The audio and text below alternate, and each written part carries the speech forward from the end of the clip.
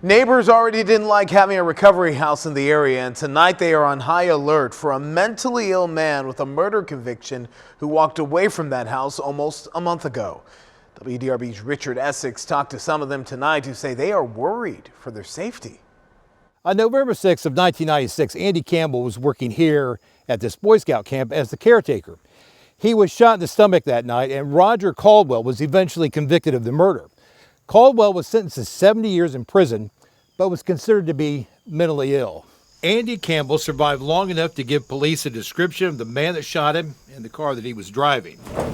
Roger Caldwell was arrested by Clark County Sheriff deputies just a few hours after the shooting. Almost immediately, Caldwell's behavior raised alarms. In court records, Caldwell believed that the trial judge was a member of the Ku Klux Klan and that his own lawyer was a DEA and FBI agent connected to the assassination of President Kennedy. And there were cancer cells in the lime jello served in the jail, and that the Pope and the Masons were conspiring with the prosecutor and the federal government in this current action against him. He was convicted of murder but deemed mentally ill, and after 25 years in prison, the Indiana Department of Corrections sent Roger Caldwell here to a recovery house in Scottsburg. They're good guys, we don't hold anything against them.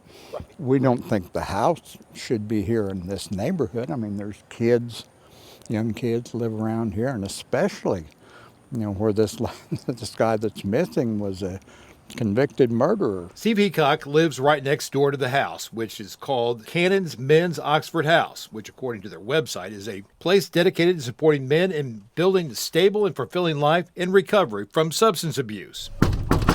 We knocked on the door a couple times and no one came to the door. I emailed and called and no one returned our calls. We are wondering, like many of the neighbors, how a substance abuse recovery house is treating a convicted murderer with mental illness. Well, when it was a recovery house, really didn't care that much for it, but was okay with it once it got started.